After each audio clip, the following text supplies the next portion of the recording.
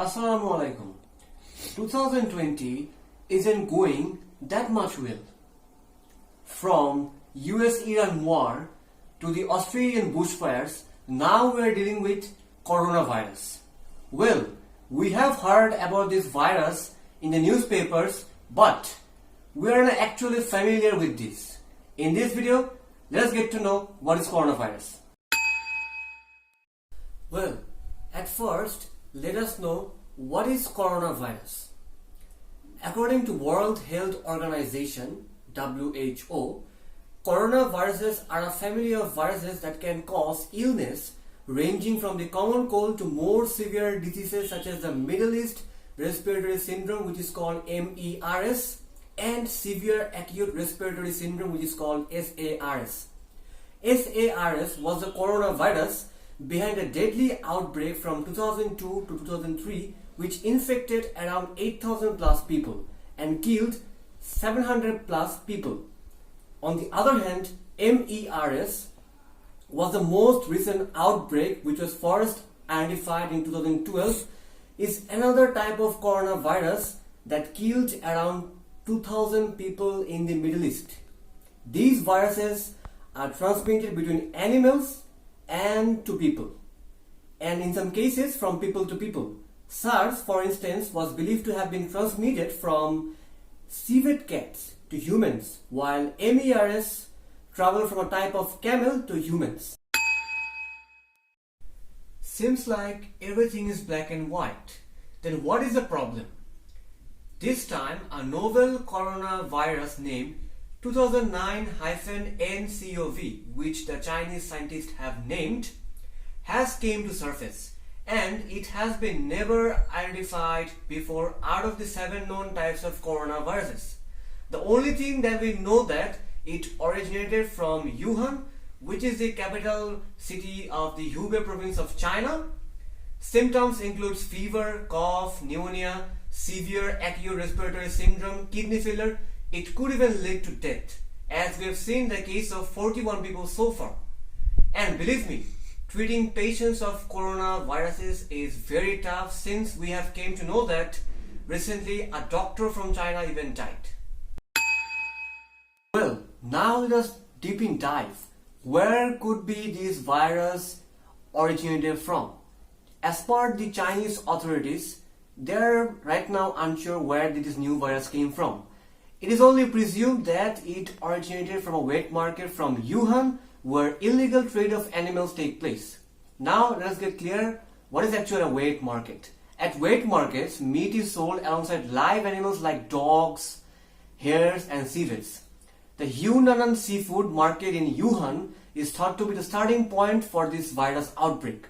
This market was shuttered on 1st of January 2020, since people were already affected from 31st December 2019. The first fatality was recorded back in 11th January 2020, when a 61-year-old man died from pneumonia. Just 2 days after, it went beyond borders when it was reported in Thailand. Sources confirm it could be either through close contact or consumption of those animals in the market. So in my opinion, both could be the cause. Previously, in an academic article published on Wednesday, Chinese researchers reported genetic similarities between this virus and snakes. Notably, this article is a preprint and hasn't yet been peer-reviewed or vetted in any way. What's more, other scientists are skeptical on whether a virus can jump between cold-blooded and warm-blooded hosts. So the snake theory is just a theory.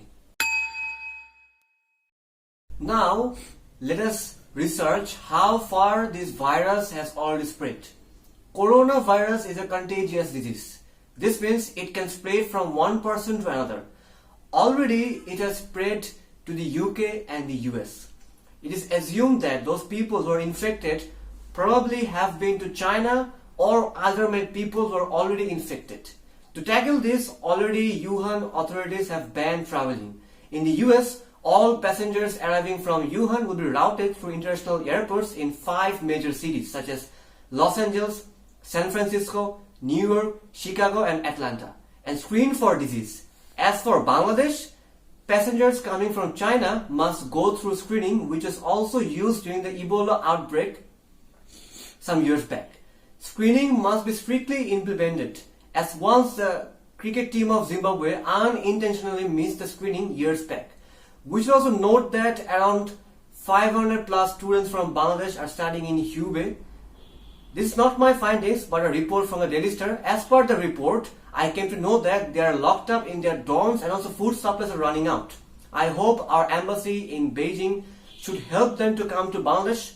Although there are no direct flights to Wuhan from Bangladesh, still rising number of Chinese investors coming to Bangladesh poses a severe threat. It will be a catastrophe if this comes, as we just recover from the dengue outbreak. Now let us analyze what will happen to China and also to the global economy. January 25 will see Lunar New Year, or say Chinese New Year celebrations across China. Hundreds of millions of people are expected to travel to and from China in the coming days, which experts worry could accelerate the outbreak. In a memo to clients, Goldman Sachs predicted that reduced travel could result in a drop in oil prices, especially jet fuel.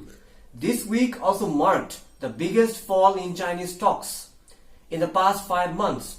Locally, Wuhan is losing revenue as qualifying matches for the 2020 Olympics have been moved out of the city.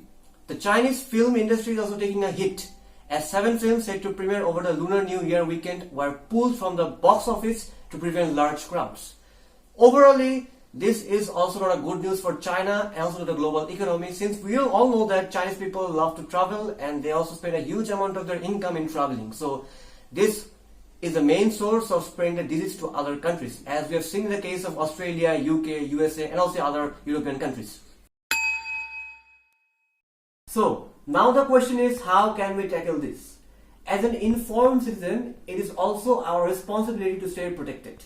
Preventing coronavirus is just 3 simple steps as per CDC.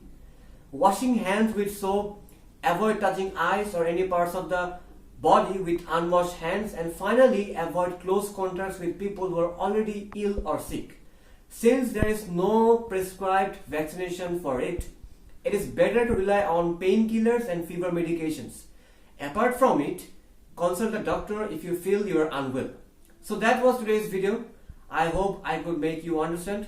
As of now, a little bit of cautiousness can save lives.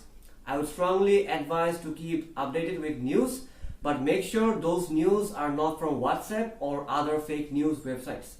If you want more of this type of educational videos, kindly subscribe to my channel and put the bell icon on. Till then, goodbye and stay healthy, and kindly forgive me if there was any error in my video. Assalamu alaikum.